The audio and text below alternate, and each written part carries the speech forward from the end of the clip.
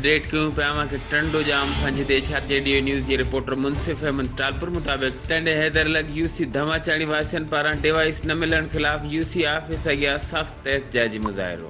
UC धमाचाणी के device दियो, UC धमाचाणी के डिवाइस दियो, यूसी धमाचाणी के डिवाइस दियो। सर्टिफिकेशन लाए परेशान आयो, सर्टिफिकेशन लाए परेशान आयो, सर्टिफिकेशन लाए परेशान आयो, सर्टिफिकेशन लाए परेशान। सर्टिफिकेटन जी सहूलत लाइ यूसी के जल्द डिवाइस फराहम करण जो मुतालबो।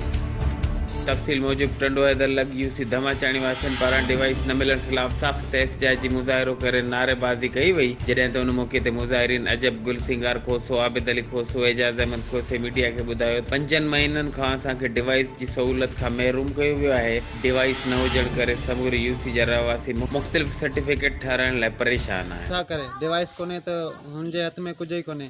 बराए महिरबानी रहमो करम कयो, ग़रीबनि ते रहम कयो। उन्हनि खे सर्टिफिकेट लाइ तमामु परेशान आहे ऐं डेथ सर्टिफिकेट बर्थ सर्टिफिकेट सभिनी लाइ परेशान आहे। दाख़िला नथी थिए ऐं कंहिंजो के कई मसइला हूंदा आहिनि सर्टिफिकेट सां। बराए महिरबानी ग़रीब आवाम ते रहम कयो। सेक्रेटरी साहब ऐं जेको बि अमलो आहे उन्हनि खे असां हथ ॿधी चऊं था त हिते अचो ऐं पंहिंजा कमु संभालियो ऐं पंहिंजी ड्यूटी हाकिलाल करे खाओ ऐं आराम करे न खाओ। बराए महिरबानी हिते अचो ऐं पंहिंजा कमु कयो। वरना खारियो पोइ एडमिशन थींदी।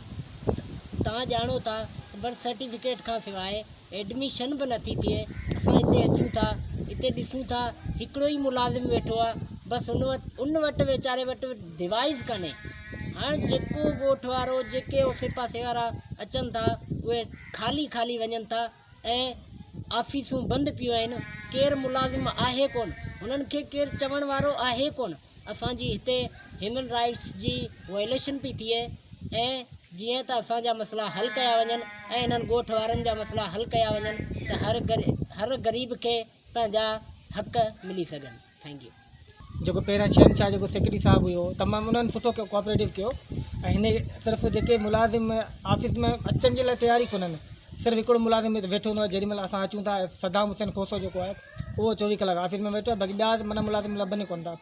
अगरि असांखे ज़रूरत पई, अगरि हीअ जेको आहे मुंहिंजो आवाज़ु अगरि तव्हां हिते पहुचे थो, सेक्रेटरी हुजे चाहे केरु हुजे, त अगरि हीअ नोटिस नथा वठनि त असां हाई कोर्ट में वेंदासीं, असां पटिशन फाइल कंदासीं, छो जो असांजा हक़ वॉलेट थियनि था। बस वारनि सां तव्हांजी कहिड़ी अपील आहे? इहा ई अपील आहे त सेक्रेटरी खे पाबंद कयो वञे ऐं जेके नंढा मुलाज़िम जेके स्टाफ हितां जो आहे उन्हनि खे पाबंद कयो वञे त हू रेगुलर बेसिस ते अचनि हिते ऑफिस में ऐं माण्हुनि जा मसइला हल कनि। हिननि जो वधीक चवणो त अहिड़ियुनि शिकायतुनि जूं दरख़्वास्तूं डिप्टी कमिश्नर हैदराबाद मुख़्तियार कार तालका बाराड़ी समेत तक जे चूंडियल नुमाइंदनि खे पिण ॾिनियूं, पर 5 महीना गुज़रण बावजूदि मसइलो हल थी न सघियो। हिननि तक जे चूंडियल नुमाइंदनि तोड़े ॿियनि आला अख़्तियारनि खां पुरज़ोर मुतालबो कंदे चयो त यूसी धमाचाणी खे फौरी तौरु डिवाइस फराहम करे रहवासियुनि खे सहूलत फराहम कई वञे। ॿी सूरत में सिंध हाई कोर्ट में अहिड़े अमल ख़िलाफ़ पटिशन पिण दाख़िल कई वेंदी ऐं एहतजाज जो दायरो वधायो वेंदो।